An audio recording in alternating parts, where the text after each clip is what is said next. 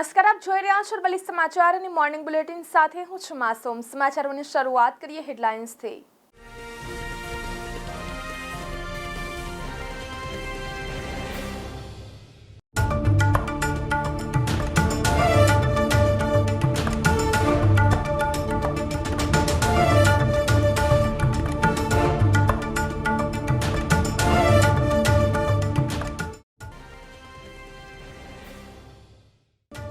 યાત્રાધામ પાવાગઢ ડુંગરમાંથી નીકળી હાલોલમાંથી પસાર થતી વિશ્વામિત્રી નદી ડેવલપમેન્ટ માટે વંદે વિશ્વામિત્રી પ્રોજેક્ટ હેઠળ કામગીરી હાથ ધરવામાં આવશે। વરસાદને કારણે ઠંડક પ્રસરતા અસહ્ય બફારાથી અકળાયેલા લોકોને રાહત મળી। ગોંડલમાં દિવસભરના આકરા તાપ અને અસહ્ય બફારા વચ્ચે આકાશ ગોરંભાયું હતું। ભીમ અગિયારસના પવિત્ર દિવસે જસદણના વાતાવરણમાં પણ અચાનક પલટો આવ્યો। સાંજના સુમારે ગાજવીજ સાથે ધોધમાર વરસાદ તૂટી પડ્યો હતો।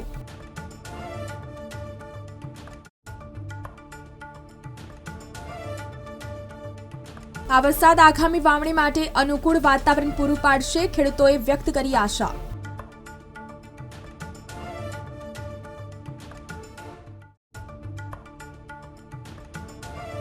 36 કોલેજોએ વિદ્યાર્થીઓને ઓફર લેટર જ ન મોકલ્યા। સૌરાષ્ટ્ર યુનિવર્સિટીને પ્રવેશના 3 રાઉન્ડ બાદ ભૂલ ધ્યાને આવી।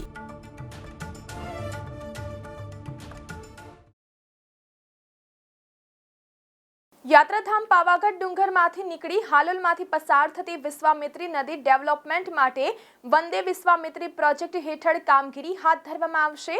હાલોલ નગરપાલિકા દ્વારા વિશ્વામિત્રી નદીના ઉદ્ગમ સ્થાનથી 75 કરોડના ખર્ચે હાલોલના મધ્યમાંથી પસાર થતી નદીનો વિકાસ કરવામાં આવશે।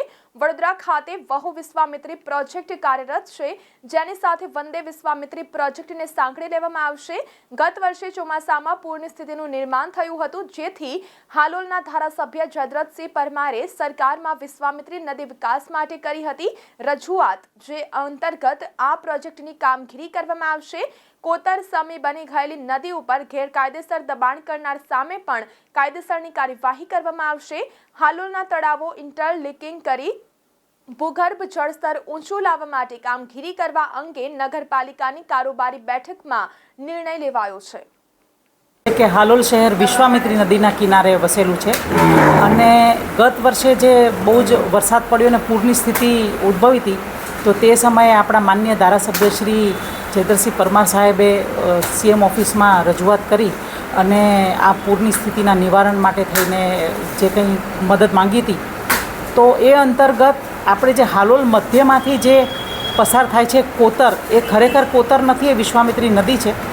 તો એનું ડેવલપમેન્ટનો જે પ્લાન છે 75 કરોડ રૂપિયાનો, એ પ્રોજેક્ટ જે છે એ સરકારશ્રીમાં સાદર આપણે કરી રહ્યા છીએ। પરંતુ આ પ્રોજેક્ટ છે એ વડોદરામાં જે વહુ વિશ્વામિત્રી પ્રોજેક્ટ ચાલી રહ્યો છે એની સાથે એને કનેક્ટ કરી અને હાલોલથી જે શરૂ થશે જે પ્રોજેક્ટ વિશ્વામિત્રીના મુખથી તો વડોદરા સુધીનો, એને વંદે વિશ્વામિત્રી પ્રોજેક્ટનું નામાભિધાન કરી અને આ આખો વિશ્વામિત્રી નદીને એક હાલોલ નગરપાલિકા દ્વારા ટ્રિબ્યુટ એટલે કે અંજલિ આપવાનું આવી રીતનું એક કામ આજે જ કારોબારી સમિતિમાં લેવાયું છે। ગોંડલમાં દિવસભરના આકરા તાપ અને અસહ્ય બફારા વચ્ચે સાંજે આકાશ ગોરંભાયું હતું। વીજળીની ગગનભેદી ગાજવીજ સાથે ધોધમાર 1 ઇંચ વરસાદ વરસ્યો હતો। વરસાદને પગલે રાતા પુલ, ઉમવાડા, અંડરબ્રિજ સહિત પાણી ભરાયા હતા અને રાજમાર્ગો પર નદીના વહેણની માફક પાણી વહ્યા હતા। ભીમ અગિયારસના પવિત્ર દિવસે જસદણના વાતાવરણમાં પણ અચાનક પલટો આવ્યો હતો અને સાંજના સુમારે ગાજવીજ સાથે ધોધમાર વરસાદ તૂટી પડ્યો હતો। વરસાદને કારણે રોડ રસ્તા પર પાણી ફરી વળ્યા હતા, પરંતુ અસહ્ય ઉકળાટથી ત્રસ્ત લોકોને ગરમીમાંથી મોટી રાહત મળી હતી।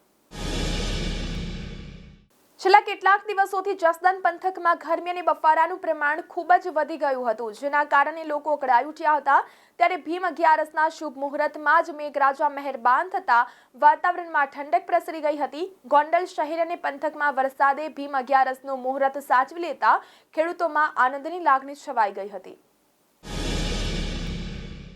ગુજરાત સરકાર દ્વારા રાજ્યની 15 સરકારી યુનિવર્સિટીઓમાં એડમિશન માટે જીકાસ Gujarat common admission service portal તૈયાર કરવામાં આવ્યું છે, જેમાં ઓનલાઈન રજીસ્ટ્રેશન બાદ વિદ્યાર્થી જે તે કોલેજની પસંદગી કરે તો મેરિટના આધારે કોલેજ દ્વારા વિદ્યાર્થીઓને તેના ઈમેલ ઉપર ઓફર લેટર મોકલવામાં આવે છે. ભારતીય રેલવે અને IRCTC દ્વારા એક ભારત શ્રેષ્ઠ ભારત અને દેખો અપના દેશ અંતર્ગત ધાર્મિક પ્રવાસનું આયોજન કર્યું છે, જેમાં રાજકોટથી ભારત ગૌરવ પ્રવાસી ટ્રેન દ્વારા દક્ષિણ દર્શન યાત્રા શરૂ કરવામાં આવનાર છે. આ યાત્રા તારીખ 21 જૂનથી 1 જુલાઈ 10 રાત્રિ 11 દિવસ રાજકોટથી પ્રસ્થાન થશે. ભાવનગર શહેરમાં કોરોનાના કેસની સંખ્યામાં વધારો નોંધાયો છે. નવા 7 પોઝિટિવ કેસ સામે આવ્યા હતા. છેલ્લા 2 દિવસમાં કુલ 13 કેસ નોંધાયા છે. નવા કેસમાં સરદારનગર વિસ્તારના 56 વર્ષીય પુરુષ, વિજયનગરના 85 વર્ષીય પુરુષ અને ડોક્ટર તેમજ 20 વર્ષીય મહિલાનો સમાવેશ થાય છે. હવામાન વિભાગે આગામી 7 દિવસને લઈને આગાહી કરી છે, જેમાં દક્ષિણ ગુજરાતના તમામ જિલ્લામાં મધ્યમ વરસાદની આગાહી કરવામાં આવી છે. વિસાવદર અને ધારી પંથકમાં ધોધમાર વરસાદ વરસ્યો હતો, ત્યારે પણ દક્ષિણ ગુજરાત અને સૌરાષ્ટ્રમાં ભારે વરસાદ સાથે તેમજ પવન સાથે વરસાદ પડી શકે છે. હવામાન નિષ્ણાંત અંબાલાલ પટેલે જણાવ્યું હતું કે દેશના ઉત્તર ભાગમાં આવેલા પશ્ચિમ વિક્ષેપને લીધે હવામાનમાં પલટો આવશે. ઉત્તર પૂર્વ ભાગમાં લગભગ 70 થી 90 કિલોમીટર પ્રતિ કલાકની ઝડપે પવન ફૂંકાઈ શકે છે. કોઈક ભાગમાં 20 થી 100 કિલોમીટર તેમજ 100 મિલીમીટર જેટલો વરસાદ થઈ શકે છે. આ પશ્ચિમી વિક્ષેપોની અસર ગુજરાતમાં ઉત્તર ગુજરાત અને પૂર્વ ગુજરાતના ભાગોમાં થઈ શકે છે. આગામી 10મી જૂનની આસપાસ એક સિસ્ટમ બનશે. બંગાળ ઉપસાગર અને અરબ સાગરના ભેજને કારણે ગુજરાતમાં વરસાદ થવાની શક્યતા રહેશે.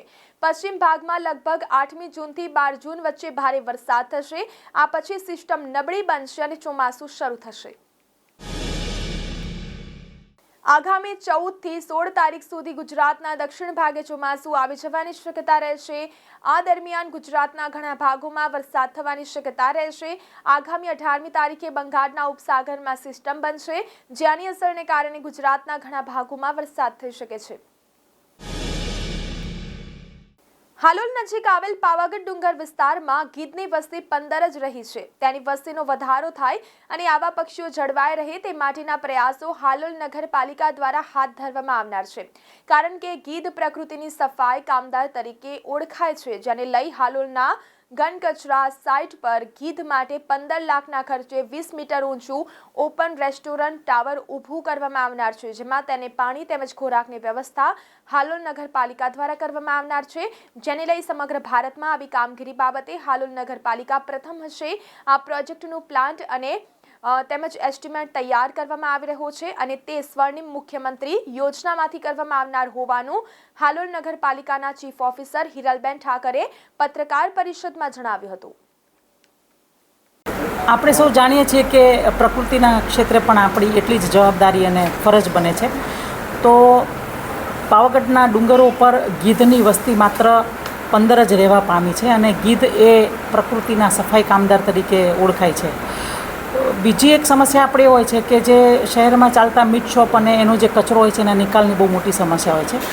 તો જાંબુડી જે આપણો સર્વે નંબર 526 છે, ત્યાં આપણે ગીધ માટે ઓપન રેસ્ટોરન્ટ બનાવીએ છીએ. એટલે મોટો ટાવર ઊભો કરી અને ચેન પુલી અને એની સાથે એના પાણી અને ખોરાકની વ્યવસ્થા થાય, એટલે ગીધ સંવર્ધનનું પણ કાર્ય થશે. અને આ પ્રકારની જે પ્રવૃત્તિ છે એ સમગ્ર ભારતમાં કરનારી આ એકમાત્ર હાલોલ નગરપાલિકા હશે. એટલે આ કામ પણ આપ સૌને જણાવતા હાલોલ નગરપાલિકા આનંદની લાગણી અનુભવે છે. કેટલા ખર્ચે તૈયાર છે, ક્યાં સુધીમાં તૈયાર? એનું પ્લાન એસ્ટિમેટ બનાવવાની પ્રક્રિયા ચાલુ છે, પણ આ અમે સ્વર્ણિમ જયંતિ મુખ્યમંત્રી યોજનામાંથી આ બનાવીશું, એટલે જેથી કરીને એક ઇનોવેટિવ એટલે નવીન કાર્ય માટે ગ્રાન્ટ વપરાય એવું નગરપાલિકાનું આયોજન છે. તો આ સાથે મોર્નિંગ બુલેટિનમાં અત્યારે બસ આટલું જ. નમસ્કાર.